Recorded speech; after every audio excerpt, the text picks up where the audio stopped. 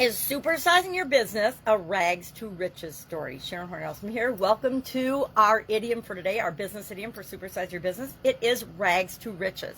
Now, this is one of those fun idioms. I'm pretty sure we've covered it before, but it is actually attributed to Horatio Alger, who was an author, and he wrote and popularized this saying and story and theme and idea by writing 130 best-selling novels based on the theme where the hero was turned out through hard work and through pulling himself out of poverty to riches.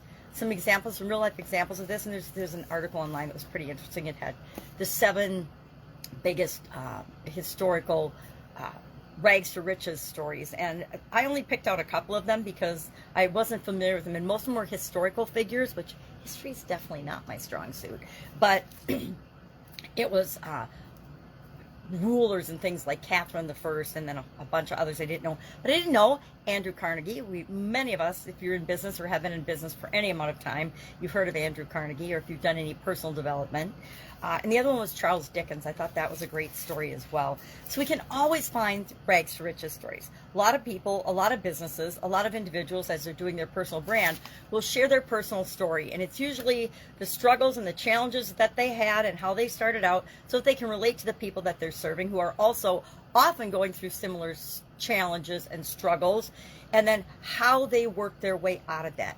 Now, there are rags to riches stories, right? There absolutely positively are. But a lot of the stories that we see through marketers and things are forced rags to riches stories. I will be the first to admit, I did not grow up in poverty. My dad did, and he worked very, very hard to make sure that my sisters and my mom and I were well provided for, so that we didn't have to lack for anything like he did when he was a little boy.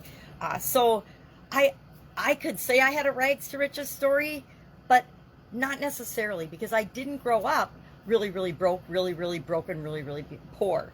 Do I have experiences in my life that were traumatic and dramatic and bad? Absolutely. But I'm not going to build on those in order to supersize and grow my business, because it's not authentic for me.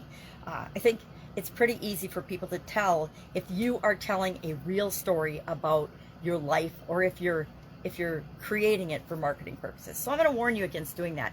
Always be yourself. Always be true to your morals and values and your core, and build your business on a solid foundation of who you are and who you really want to be as you're developing and growing as a human being, and building and growing and supersizing your business. So I actually like this idiom. I love rags to riches stories. Who doesn't, right? Most people do. We all like to see the underdog succeeding, and those are those are my favorite movies. Those are my favorite stories. I like the real life stories about how people have faced adversity and come out ahead. I love the movie just recently on Disney. I think it's Flaming Hot. It's the story of the gentleman who worked his way up from a janitor and had the idea for the super hot, flaming hot Cheetos and Fritos and other products, it's Doritos, that are so popular today. And I love that story, mainly because I'm from a manufacturing background, and I think those things are fascinating. All right, that's our idiom today. Love to know your rags to riches story.